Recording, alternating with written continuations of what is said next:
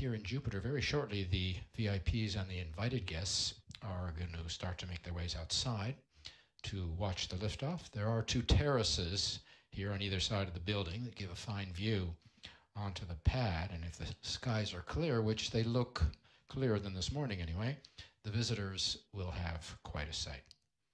Here in Jupiter are the operational teams, but in fact, to launch Ariane or Soyuz or Vega, we also need security, Army, firefighters, journalists, and other professions.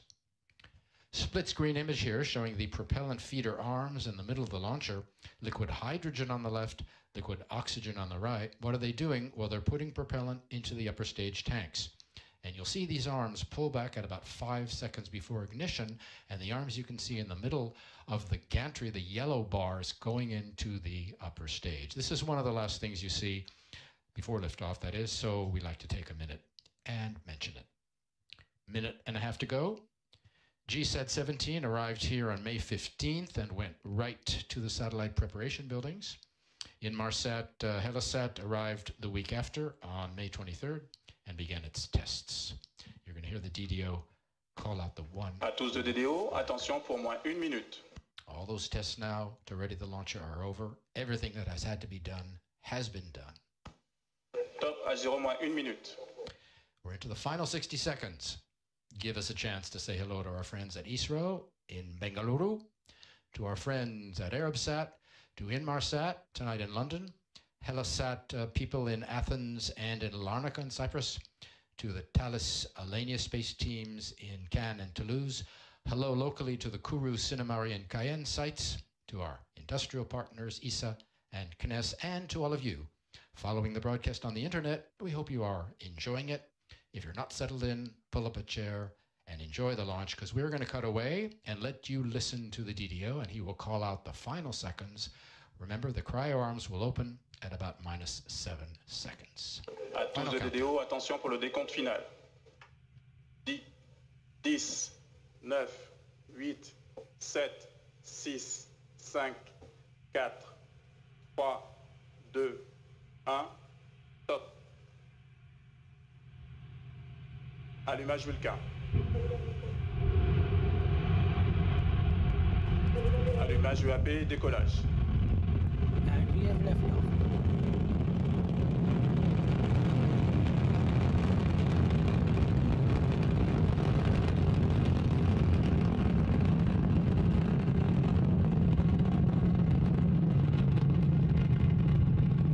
Les paramètres bord sont nominaux. So at 17, what is it, 17:15, 18:15, and right on time, well, with a 5-minute delay, Ariane 5 began her mission, lifting off La propulsion est nominale. in French Guiana with a lot of fire. Nice shot of the birds on the port side as she took off. I don't know if you could see that. The DDO is saying that everything is going smoothly on board as Ariane begins her mission, the 7th for Ariane Space. Tous les paramètres à bord sont normaux. 2 new satellites Supersonic approaching max for new speed. services for new customers around the globe. The 2 boosters are providing 90% of our thrust right now, propelling the launcher along her trajectory at an ever higher velocity. 774 tons is her mass at liftoff. She's burning 5 tons of fuel per second, 2.5 tons in each booster, plus the core stage in the middle is burning another 300 kilos of fuel every second. And Ariane 5 now following the program in her onboard computer, which is located on the upper stage.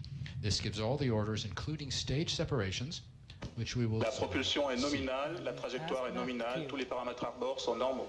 propulsion and trajectory normal, says the DDO. We're in the first of 4 flight phases. We'll describe each in turn and in detail so you can follow Ariane as she heads east across the Atlantic. Right now, the first flight phase. The single first stage engine and the 2 boosters are burning. The boosters will each consume 240 tons in just over 2 minutes, another 20 seconds roughly for them to burn. They'll be the first to be extinguished. You'll hear that also, Tous les of course, from paramètres the à bord sont DDO. normaux. We're 15 kilometers from the pad here in Jupiter, and the sound is just Séparation coming des over. 2 EAP. And we have boosted All right, those are separation. the separation of the 2 boosters. You saw that. The DDO confirmed it. By now, This is what it looks like up there. There's one on the left-hand side of the vehicle, outside of out of the camera range. Before the boosters are empty, their push diminishes in the onboard computer. The same one senses this drop in acceleration and separates them, and they fall 500 kilometers from shore into a protected area. French Guiana was in part, remember, chosen as a base for its opening on the ocean, launches posing no threat to local population. Take a look at the bottom of your screen. On the left, altitude, on the right, our speed. We're over 100 kilometers, and we're past 2 kilometers per second. We're getting close to the separation of the fairing, which will be next up. And there we are, right on time. Séparation de la coiffe. Revealing the silver box on the top is Helesat Inmarsat. Separation is given by 2 pyrotechnic cords, and there's one half you can see, the other half on the right side out of camera range. These cords actually remove the fairing by a contained explosion, very small explosion, that pushes the 2 parts of the fairing apart. We can separate the fairing now. Why? Because we're out of the dense layers of the atmosphere, and neither friction nor heating, which could disturb the passengers. Also, we can get rid of any dead weight. The fairing weighs almost 2.5 tons, so we don't need it anymore. We let it go. Ariane 5, of course, the heavy lift launch vehicle. The other 2 members of the family, Soyuz, lifting middle-sized payloads, 2 and 3 tons. And Vega, the light lift vehicle for missions of 1 ton. Our next film gives you a closer look at one of our upper passenger operators, Helesat 3. Next year, that new satellite will be launched also by Arianespace. We should have a launch replay coming up for you. By Here now, we are. That's the first one. We stage has burned so much have fuel several that shots the of even the launch first vehicle's stage replay. You engine can relive has those a moments thrust weight ratio of 2. as Ariane 5 The took rocket off acceleration from the at pad 30 close to 8 meters per minutes ago. second squared. We have cameras in the film. We were also picked up by our first downrange tracking station in Natal over the border in our neighbor, Brazil. A fast mission tonight.